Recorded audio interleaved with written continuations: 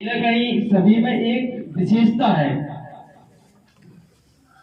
अब विशेषता सभी में है तो वो दूसरा बच्चा सोचेगा कि इसमें जो विशेषता है वो मुझ में क्यों नहीं, मुझ में भी वो विशेषता हो।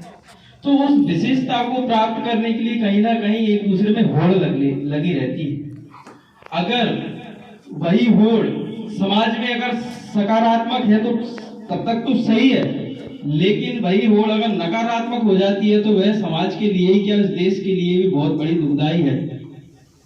आज तो कहीं ना कहीं हम सभी को यह सोचना चाहिए कि सभी हम हैं, हम सभी के और सभी हमारे हैं, ये भावना उत्पन्न होनी चाहिए। लेकिन ये भावना उत्पन्न कब होगी? प्रश्न है। तो ये भावना उत्पन्न आपने कभी यात्रा की हो, यात्राओं में देखा हो कि हम रेलगाड़ी में सफर करते हैं, हम एक सीट पे बैठे हैं, 4 लोग बैठे हैं और थोड़ी सी जगह हम एडजस्ट करके बैठ जाते हैं, 5 लोग हो जाते हैं। एक स्टेशन पे कोई अनजान व्यक्ति कहता है भैया मुझे बिठा लो, तो हम उसको क्या करते हैं, भैया नहीं है, जगह नहीं, छिड़क देते हैं उसको, नहीं। लेकिन दूसरे स्टेशन पे जब कोई हमारा व्यक्ति, परिचित व्यक्ति जब मिलता है तो उसको हम क्या कहते हैं, अरे आ जाओ और जगह है। तो कहीं ना कहीं क्या है, जहाँ अपनापन होता है, जहाँ अपनापन होता है, व्यक्ति कष्ट सहने को भी तत्पर हो जाता है। तो ऐसा ही अपनापन हमारे अंदर होना चाहिए।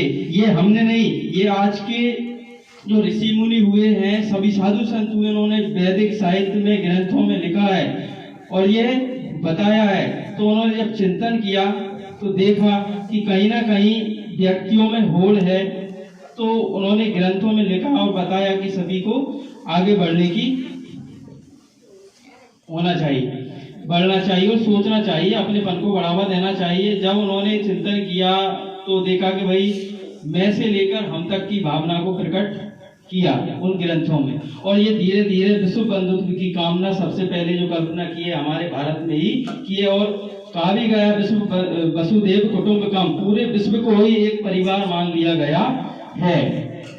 ये जो पूरा संसार है, पूरा पृथ्वी है, कहीं ना कहीं घट घट में राम है, कण कण में शंकर है, ऐसा माना है। और श्री कृष्ण भगवान ने भी भगवत गीता में लिखा है कि ईश्वर से सर्वेषु भूतानु, ईश्वर से सर्वेषु भूतानां, सभी में समान है, ईश्वर सभी में विद्यमान है, कहीं किसी में कोई बड़ा छोटा नहीं है। लेकिन